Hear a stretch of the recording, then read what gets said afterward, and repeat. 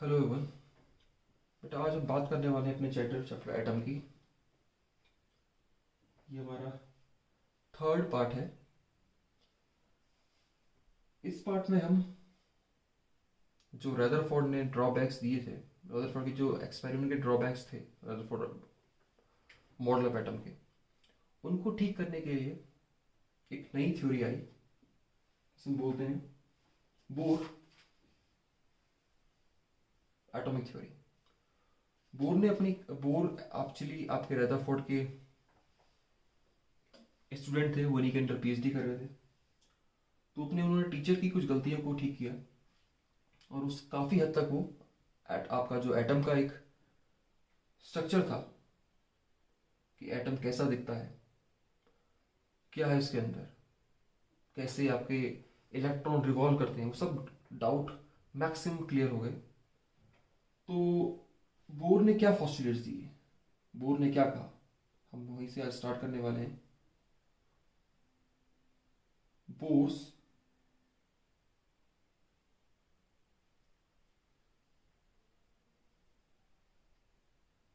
Postulates. Clear? आपकी screen पे देख पा रहे होंगे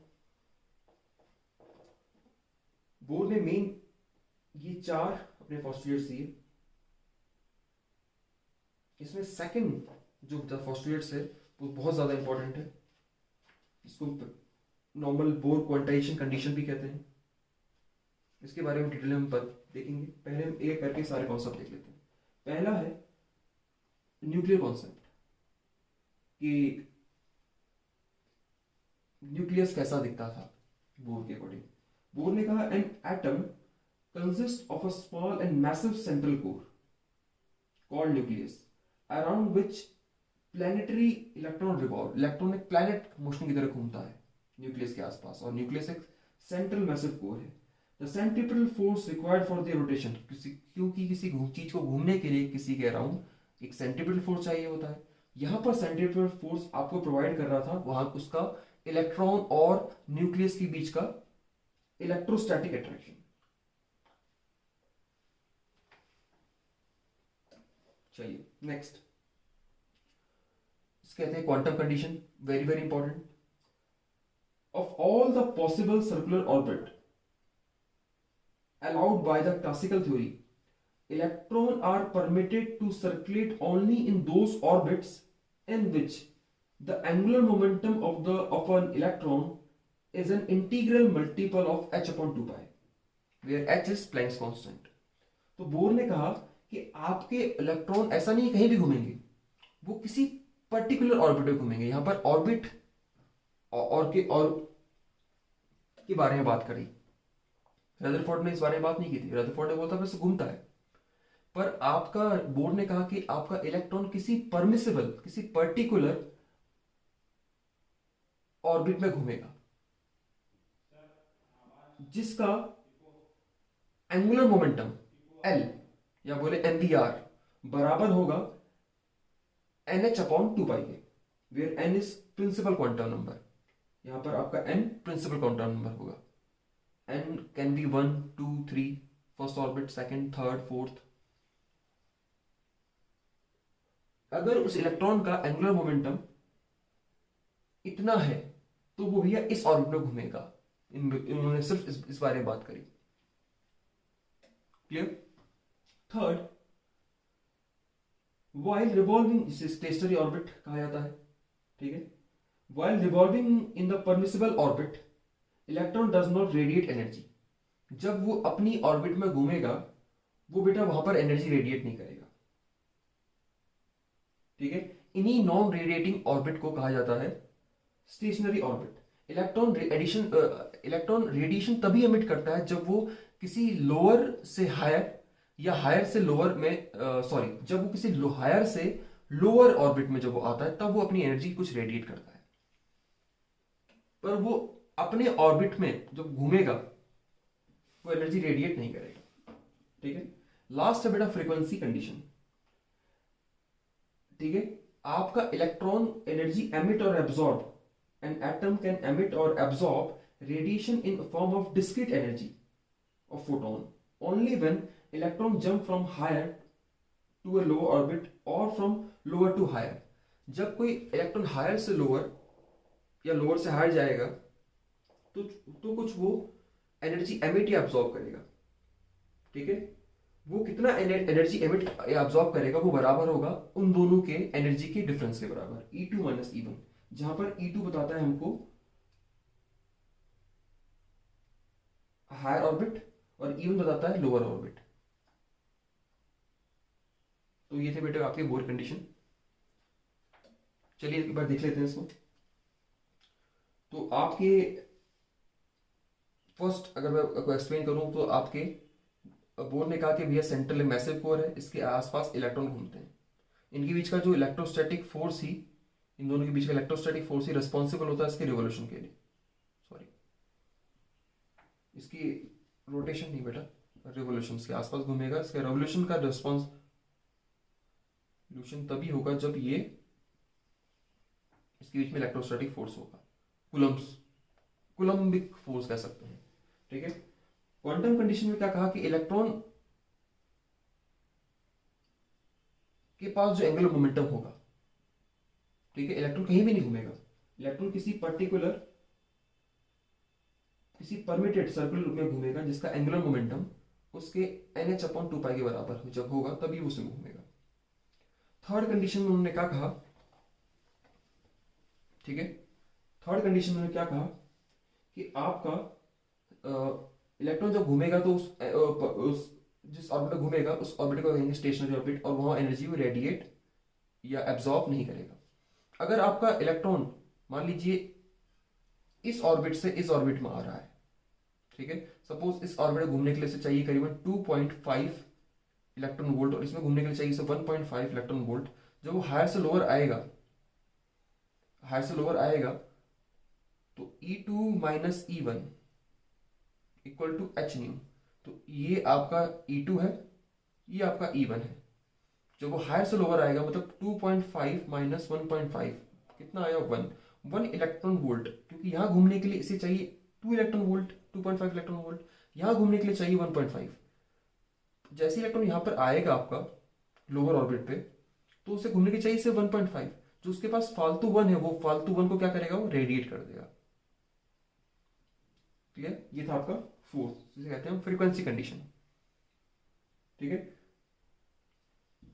चलिए एक बार हम बोर के सेकंड पोस्टुलेट को और डिटेल में देख लेते हैं।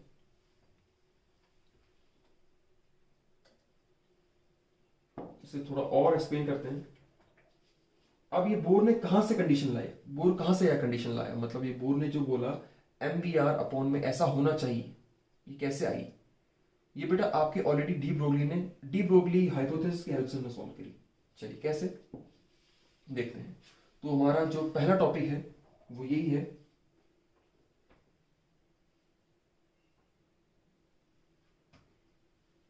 Bore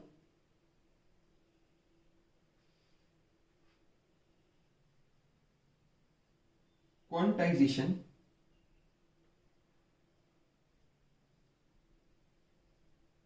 condition of angular momentum,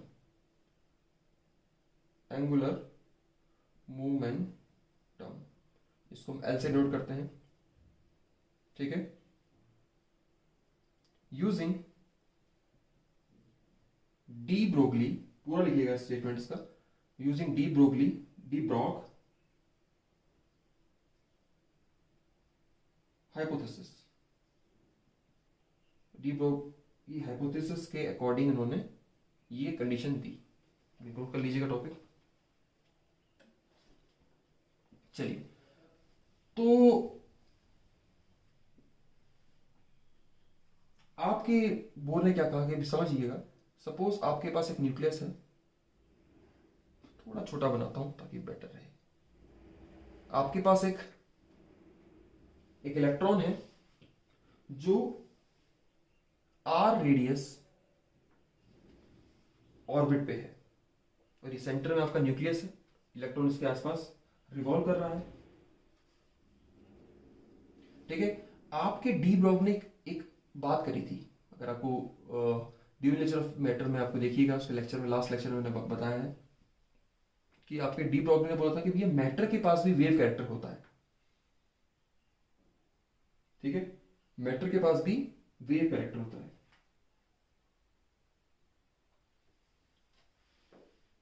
तो डी ब्रॉग ने बोला था कि आपका इलेक्ट्रॉन इस ऑर्बिट में अगर घूमेगा तो उसका जो ये घूमने का पाथ होगा वो हमेशा इंटीग्रल मल्टीपल ऑफ वेवलेंथ होगा। मतलब इसके जो पाथ होगा उसमें इलेक्ट्रॉन वेक्टर मान लीजिए 1 2 3, एक वेव 1 2 3 4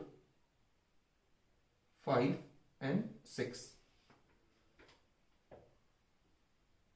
ठीक है, या ऐसे भी हो सकता है 1 2 3 4 5, सॉरी, इस तरह से। तो ध्यान से सुनिएगा। तो अकॉर्डिंग टू डी ब्रॉगली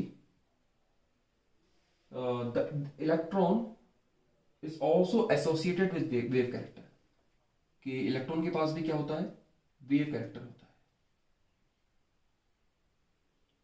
कहने का मतलब ये है, जिसे हम बचपन से पढ़ते आ रहे थे कि इलेक्ट्रॉन आपका ऐसे जा रहा है, ऐसे घूमता नहीं, एक्चुअली बेटा इलेक्ट्रॉन आपका ये ऐसे मूव करता है कुछ वेव फॉर्म में। उसके बाद अगर वेव कैरेक्टर है, so hence a circular orbit can be taken to be a stationary energy state if it contain an integral number of de Broglie wavelength, ठीक है। अगर वो ऐसा घूम रहा है तो पक्का उसका मतलब मान लीजिए इस इलेक्ट्रॉन के पास जितना उसके पास रेडियस होगा, जिस रेडियस में घूम रहा होगा वो, लेट ये आर है, और इसका जो वेवलेंथ होगी, इसकी जो वेवलेंथ होगी वो इंटीग्रल मल्टीपल होनी चाहिए, तभी वो इसके वेव में इस सर्कुलर ऑर्बिट में घूमेगा, ठीक है, क्लियर। और आपको पता है जो लैम्डा होता है वो होता है बराबर आपके h/mv, ये डी ब्रोगली वेवलेंथ में निकाला था हमने 2πr, क्लियर। तो 2πr इक्वल टू NH/mv, ठीक है। इस m और v को यहां ले आता हूं मैं, 2π और नीचे ले आता हूं, तो mv/r इक्वल्स टू NH/2π। ये काम किया आपके बोर ने कि एंगुलर मोमेंटम किसके बराबर होना चाहिए, NH/2π के। यही इसके लिए परमिसिबल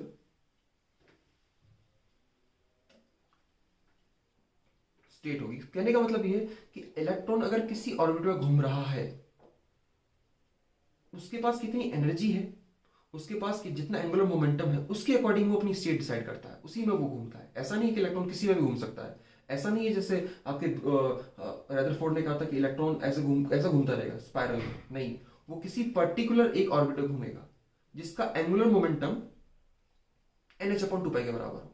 अगर उसका एंगुलर मोमेंटम NH/2π के बराबर है तभी वो इस स्टेट में घूम पा रहा होगा, यही उसके लिए परमिशन ऑर्बिट होगी।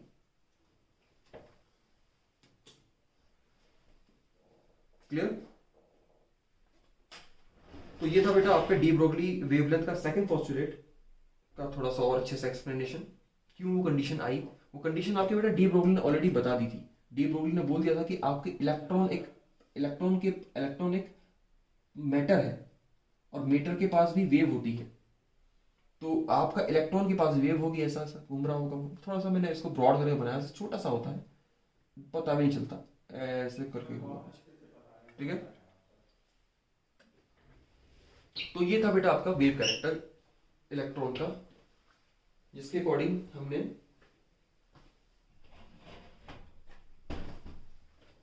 क्वांटाइजेशन कंडीशन फाइंड कर ली with the help of de Broglie hypothesis. ध्यान रखिएगा, इंपॉर्टेंट है, एग्जाम में 2 मार्क्स में भी आ भी जाता है ये, कि on the basis of de Broglie hypothesis explain bore second postulates of quantization of energy level. मतलब एनर्जी आपकी क्वांटाइज है, क्वांटाइज मतलब एनर्जी आपकी फिक्स्ड है।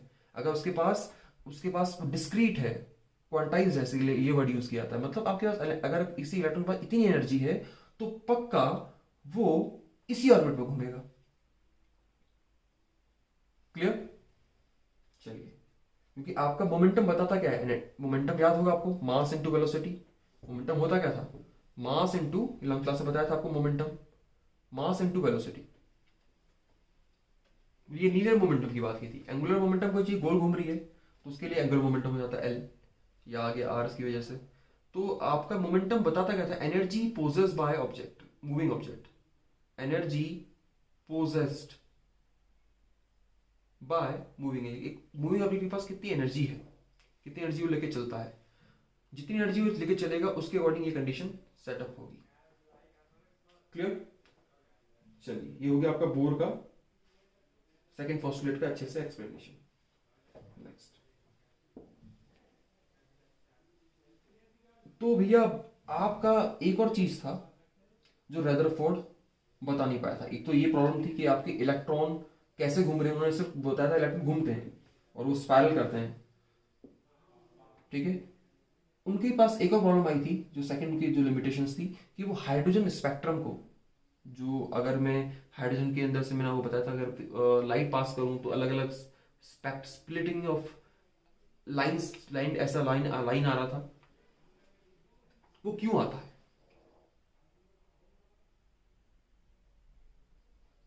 ठीक है, चलिए उस बारे में बात करते हैं फिर हम। उसको बात करने से पहले आपको पता होना चाहिए कि इलेक्ट्रॉन, मान लीजिए इलेक्ट्रॉन घूम रहा है, उसकी घूमने की वेलोसिटी क्या है, उसका घूमने का रेडियस क्या है, उसके घूमने के लिए उसकी जो पास जो एनर्जी है, एनर्जी पता करनी पड़ेगी। ठीक है, एनर्जी मतलब टोटल एनर्जी, कितनी उसके पास काइनेटिक है, कितनी उसके पास पोटेंशियल है, तभी हम उसके स्प्लिटिंग के बारे में बात कर पाएंगे। तो पहले हम इस बारे में बात करते हैं।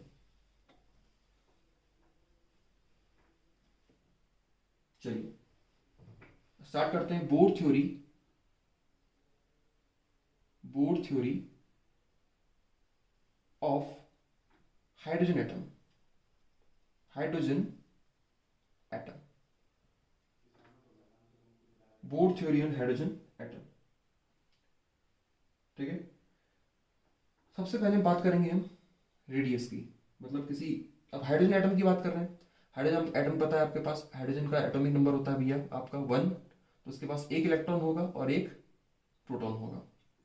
ठीक है, तो हम यहाँ पर निकालेंगे रेडी, तो एक इलेक्ट्रॉन है तो रेडियस तो निकलेगा नहीं, रेडी निकलेगा। एक इलेक्ट्रॉन का, जो हाइड्रोजन का इलेक्ट्रॉन है, उसका जो रेडियस होगा घूमने का, परमिसिबल रेडियस होगा, वो कितना होगा, पहले हम वो निकालते हैं। रेडी ऑफ परमिटेड, परमिटेड मतलब इसी के लिए इसको परमिट किया गया, मतलब इसी वाले में वो ऑर्बिट में वो घूमेगा, परमिटेड ऑर्बिट, इसलिए परमिटेड ऑर्बिट्स का नाम दिया जाता है, क्योंकि इसके लिए कंडीशन है ना बेटा, क्वांटाइजेशन। तो आपका इलेक्ट्रॉन कैसा कहीं भी घूम सकता, स्पाइरल नहीं घूमेगा, वो पर्टिकुलर किसी ऑर्बिट में घूमेगा। उस ऑर्बिट में वो घूम रहा है तो उसका एंगुलर मोमेंटम पता होगा आपको, एंगुलर मोमेंटम उसके NH/2 पाई के बराबर होगा। चलिए,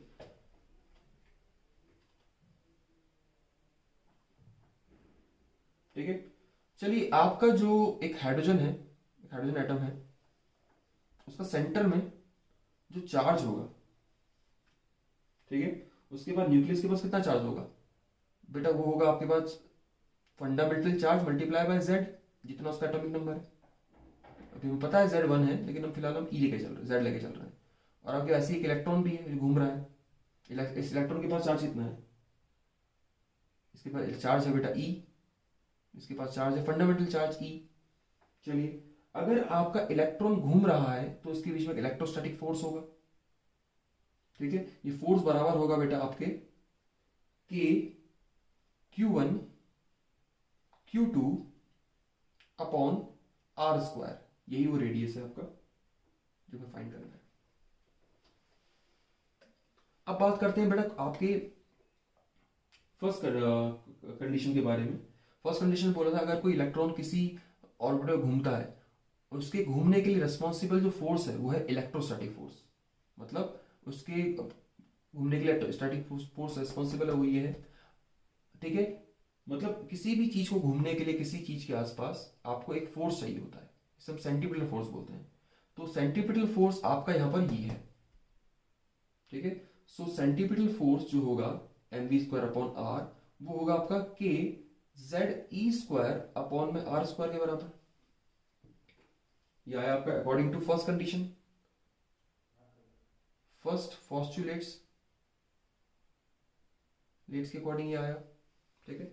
इसको थोड़ा सा और एडजस्ट कर लेते हैं, एक आर से एक आर कैंसिल आउट हुआ, ठीक है। यार इधर चले गया, यार इधर गया, तो आया आपके पास के जेड ई स्क्वायर अपॉन में एम इंटू वी स्क्वायर। यही है बेटा आपके घूमने के रेडियस का, ठीक है, वैल्यू। इसको और डिटेल में लेते हैं अभी, जो आपको एग्जाम में निकालना होता है वो निकालने वाले हैं, ठीक है।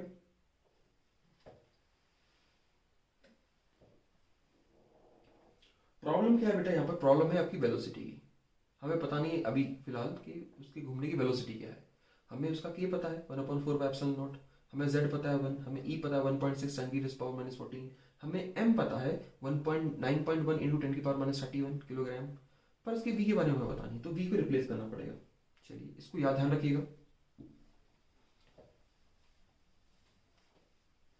तो आपके बोर ने जो सेकंड कंडीशन दी क्वांटाइजेशन, उसमें बोला कि भैया इसका जो एंगुलर मोमेंटम होगा वो बराबर होगा एम वी आर, उसको मैं डिवाइड कर लेता हूँ दो पार्ट में। तो बोर ने कहा कि इसका जो एंगुलर मोमेंटम होगा एम वी आर वो बराबर होगा एन एच अपॉन 2 पाई के, ठीक है। तो यहां से आर निकल गया, यहां से भी आर निकल रहा घूमने का radius, N H upon 2 pi M V R. ये भी रेडियस है, अभी हमने जो फाइंड किया था वो भी रेडियस था घूमने का। तो दोनों को कर लेते हैं balance, N H upon 2 pi M V R बराबर जो हमने निकाला अभी हमने K Z E square upon M V, clear. तो यहां से आर से नहीं सॉरी यहाँ बी से ये भी कट गया, तो यहां से घूमने की वेलोसिटी आ गई बेटा, यही हमें चाहिए थी। मेन घूमने की वेलोसिटी आ गई N H upon sorry V, यहां जाएगा तो वी आएगा आपके पास 2 पाई के Z E square upon N H,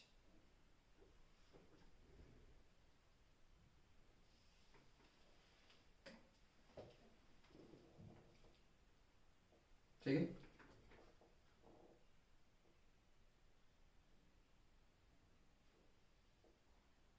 clear.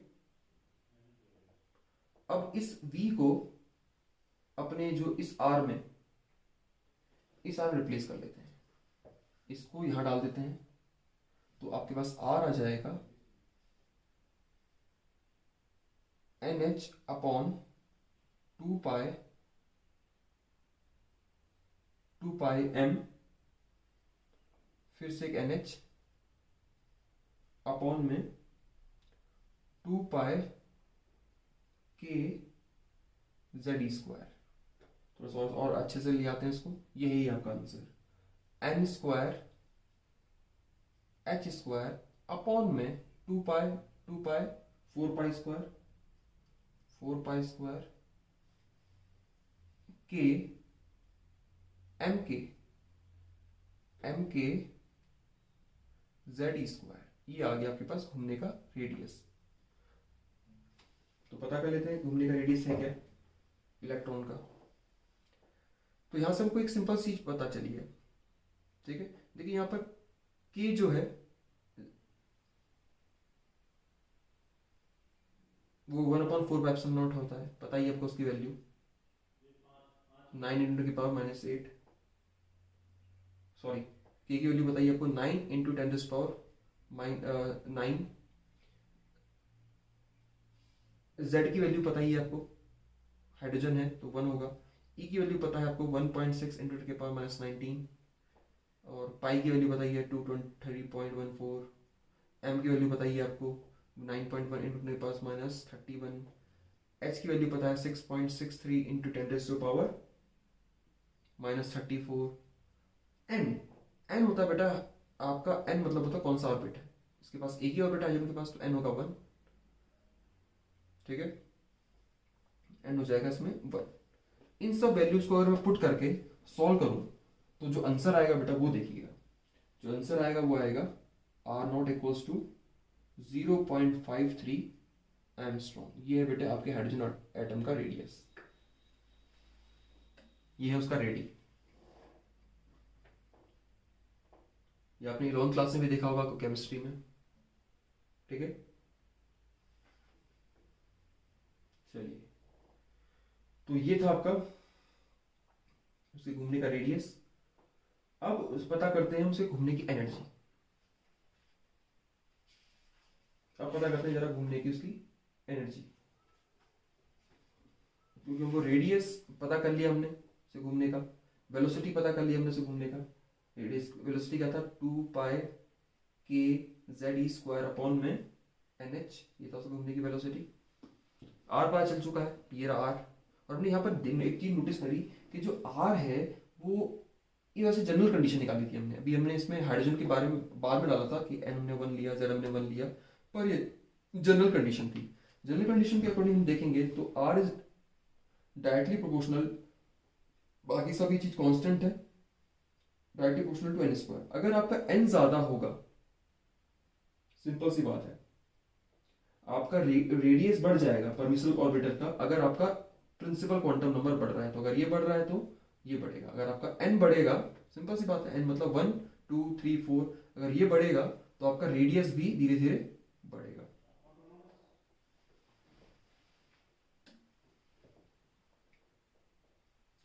चलिए,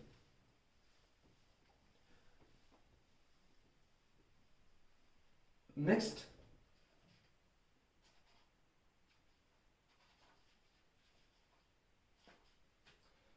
नेक्स्ट है बेटा आपका उसके घूमने का जो एनर्जी होगा, जो इलेक्ट्रॉन है उसके घूमने की energy, energy of the electron, ठीक है।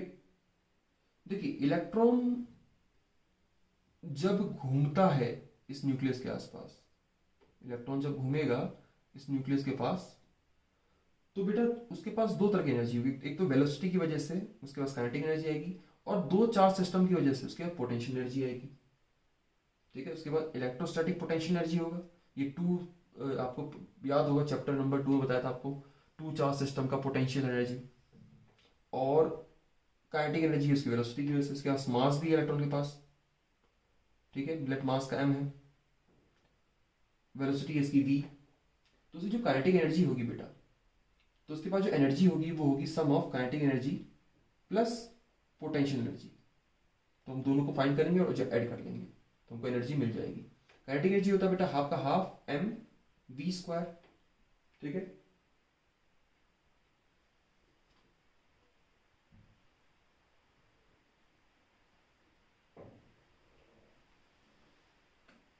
तो भैया आपका kinetic energy of electron in nth orbit, अगर मैं nth ऑर्बिट की बात करूं, कोई जनरल बात कर रहा हूं अभी, मैं हाइड्रोजन की बात नहीं कर रहा हूं, किसी nth ऑर्बिट की बात कर रहा हूं, ठीक है। कोई nth ऑर्बिट में घूम रहा है, मतलब मुझे पता नहीं कौन सा नंबर ऑर्बिट है ये, कोई nth ऑर्बिट है,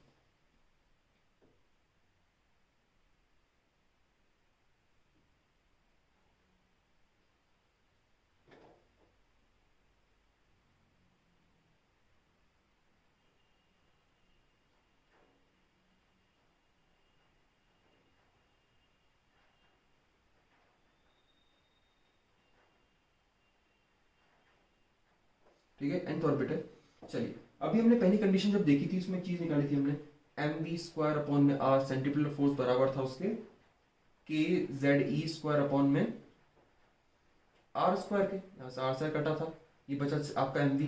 तो एम वी स्क्वायर कितना आया था, के जेड ई स्क्वायर अपॉन में आर ही आया था। बोथ साइड में हाफ से मल्टीप्लाई कर लेता हूँ, बोथ साइड में हाफ से मल्टीप्लाई कर देता हूँ, तो ये बन गया आपका half mv square kinetic energy. उसका मतलब काइनेटिक एनर्जी ये है, काइनेटिक एनर्जी कितनी है, हाफ के जेड ई स्क्वायर अपॉन में आर, ये है आपकी काइनेटिक एनर्जी nth ऑर्बिट। कैसे निकाली देखिए, ये आपको मैंने जब रेडियस फाइंड करने के लिए निकाला था, ये वहीं से आया है, सेंट्रीपिटल फोर्स बराबर टू इलेक्ट्रोस्टैटिक फोर्स। यहाँ से mv स्क्वायर की वैल्यू निकाल ली, उसको हाफ से मल्टीप्लाई कर लिया वो साइड, काइनेटिक एनर्जी आ गई। पोटेंशियल एनर्जी दो चार्ज सिस्टम के लिए आपको याद होगा कितनी होती है, अगर दो चार्ज हैं, ठीक है, उसके बीच में दूरी r है, तो उसके बीच की जो पोटेंशियल एनर्जी होती है, उसको मैं पोटेंशियल एनर्जी जो होती है वो होती है k q1 q2 upon r। Clear? तो k q1 कितना है बेटा आपके पास, Ze प्लस Ze और माइनस इलेक्ट्रॉन, तो k q1 q2 upon r, तो कितना आया, k z ई स्क्वायर अपॉन में r, माइनस साइन के साथ।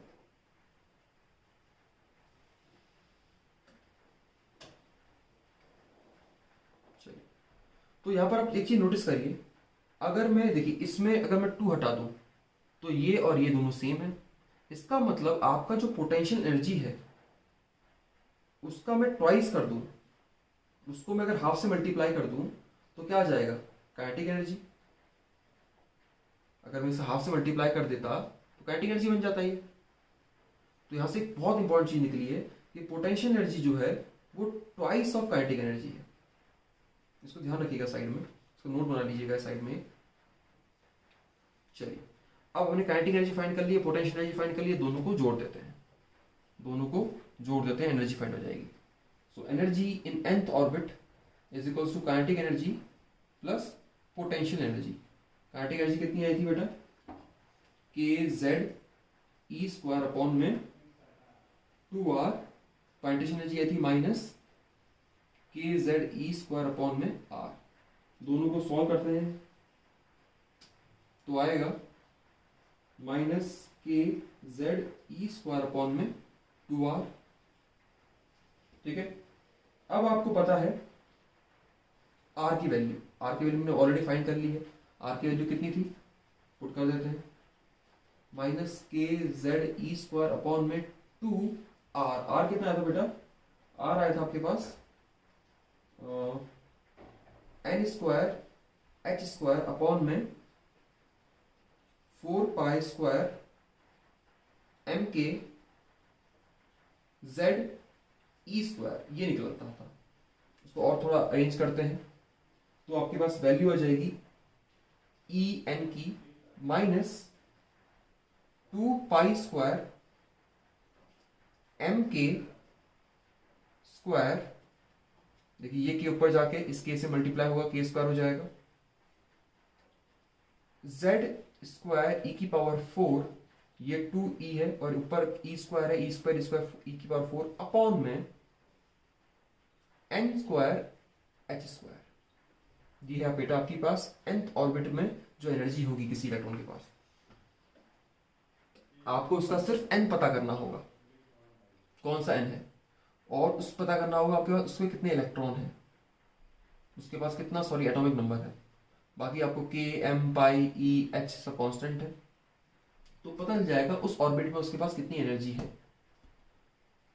क्लियर? यहां पर नेगेटिव साइन का थोड़ा इंपॉर्टेंस है। यहां पर नेगेटिव साइन ये बताता है the total here negative value of total energy indicate that electron is bounded to the nucleus by the means of electrostatic attraction. ठीक है, यहां पर नेगेटिव साइन ये बताता है कि आपका इलेक्ट्रॉन क्या है, बाउंड है। किस वजह से, इन दोनों के बीच के इलेक्ट्रोस्टैटिक फोर्स की वजह से। ठीक है, अगर मेरे को इसको बाहर निकालना होगा तो कुछ ना कुछ वर्क करना पड़ेगा। देखिए, अगर एक ऑर्बिट से मुझे दूसरी ऑर्बिट में किसी इलेक्ट्रॉन को भेजना है, कहीं और भेजना है, तो मुझे वर्क करना पड़ेगा। ठीक है, कहने का मतलब ये है, अगर मैं उसे एनर्जी दूंगा तो ये हायर ऑर्बिट में जाएगा, अगर मैं इसे एनर्जी दूंगा तो हायर ऑर्बिट में जाएगा। अगर मैं इसे एनर्जी लूंगा, ले लूंगा एनर्जी लेना भी तो वर्क है, एनर्जी, क्योंकि वर्क क्या होता है, जितनी एनर्जी देंगे उतना वर्क होगा। एनर्जी अगर उसे दी, उस पर हमने वर्क किया तो हायर ऑर्बिट में जाएगा। एनर्जी से ले ली, एनर्जी इससे हमने खींच ली तो ये लोअर ऑर्बिट में जाएगा। ठीक है, तो ये नेगेटिव साइन ये बताता है कि आपका जो इलेक्ट्रॉन है बाउंड है, कहीं नहीं जाएगा, उसी पर्टिकुलर ऑर्बिट में घूमेगा जब तक उस पर एनर्जी ना दी जाए, या मतलब जब तक उससे वर्क ना किया जाए। So some work is required to be done to pull it away from the nucleus. उसे न्यूक्लियस से निकालने के लिए मुझे इस पर कुछ एनर्जी वर्क करना पड़ेगा, या एनर्जी देनी पड़ेगी। तो उस नेगेटिव साइन का इंपॉर्टेंस ये है। पूछते हैं एग्जाम में, याद रखिएगा इस नेगेटिव साइन का मतलब क्या है।